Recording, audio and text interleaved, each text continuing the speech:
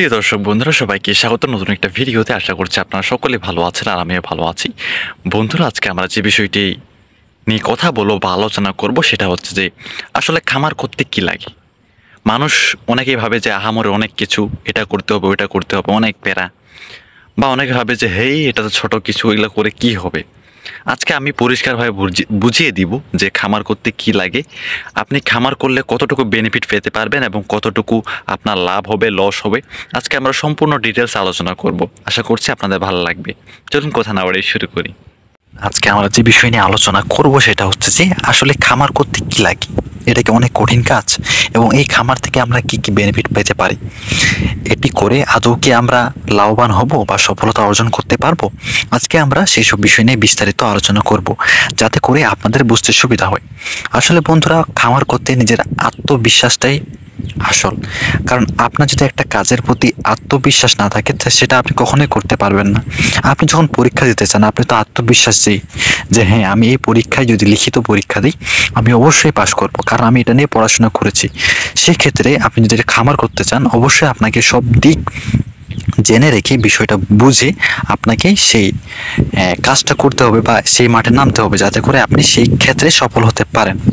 একটা খামার করতে গেলে একটা আত্মবিশ্বাস অনেক প্রয়োজন, কারণ এই ক্ষেত্রে মানুষের অনেক কটু কথা শুনতে হয়। অনেকে অনেক কিছু বলে যে হ্যাঁ, এতদূর পড়াশোনা করে মাত্র এই যে ভেড়া গাড়লের খামার করতেছে, এতে কি করবে।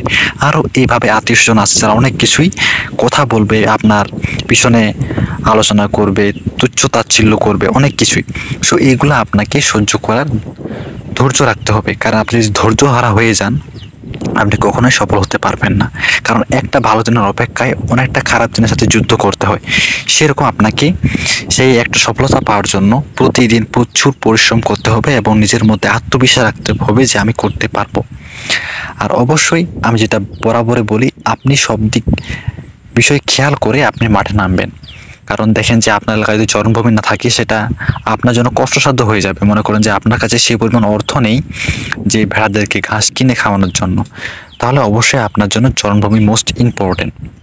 আর এটা থেকে আমরা কি বেনিফিট পাবো সেটা নিয়ে যখন কথা বলি, সেটা হচ্ছে যে বেনিফিট এটাই যে আমরা আমাদের নিজের চাহিদা মেটানোর পাশাপাশি পরিবারে একটা স্বাবলম্বী হয়ে উঠব। যে মানুষের গোলামি না করে নিজের কাজে নিজেই গোলামি করব, তাহলে কেউ আমাদের বাধা দিতে পারবে না। কারণ আপনি নিজের কাজের নিজেই মালিক না, আপনাকে কেউ গালিমন্দ দিবে বা কেউ কথা শোনাবে, কোনো কিছু নেই। আপনি নিজেই নিজের কাজ সময় মতো করবেন। আপনি ইচ্ছা করলে করলেন, না করলেন নাই, কারণ আপনাকে করতে হবে। না করলে নাই মানে আপনাকে করতে হবে, কারণ আপনার কাজ আপনাকে করতে হবে। অবহেলা করলে অনেক কিছু অবহেলা করা যায়, কিন্তু কাজ করলে অনেক কিছু ভালো ফল পাওয়া যায়। সো আপনাকে চেষ্টা করতে হবে সবসময় কাজের মধ্যে লেগে থাকা। আর এই কাজের মধ্যে যে প্রচুর পরিশ্রম করতে হবে তাও না। আপনারা যদি দেখেন যে দেখাশোনাটাই মেন, আর খাদ্য অভ্যাসটা, এই ছোট ছোট বিষয়গুলো যদি ভালো মতো করতে পারেন, দেখবেন যে এটা আপনার কাছে সহজ হয়ে যাবে। এখন যদি আপনি চিন্তা করে করে দিন পার করেন যে হ্যাঁ এটা কীভাবে করবো, আপনি যদি চিন্তাই করতেছেন কিন্তু কাজটা করতেছেন না, তাহলে দেখা যাবে যে আপনার কাছে কাজটা অনেক ভারী মনে হবে, অনেক কঠিন মনে হবে যে হেই এটা তো আমার দ্বারা কোনো কিছুই হবে না, আমি তো করতেই পারবো না। সো আপনার কাছে একটা মনের ভিতর দুর্বলতা চলে আসবে যে আপনি সেটা করতে পারবেন না। এই জন্য আপনাকে সবসময় আত্মবিশ্বাসটা থাকা জরুরি আপনার জন্য। সো বন্ধুরা, তাছাড়াও আমরা এই যে কাল বা খামার করবো, ওখান থেকে যে আমরা যে বেনিফিট পাবো, এখন আপনি যদি চান যে একদিনে বেনিফিট পেতে, সেটা কখনো হবে না। একটা খামার করতে গেলে আপনাকে অবশ্যই সেটার পিছনে শ্রম দিতে হবে, দেন আস্তে আস্তে সেটা গ্রো হবে। গ্রো হইতে একটু সময় লাগবে, কারণ আমরা মানুষ,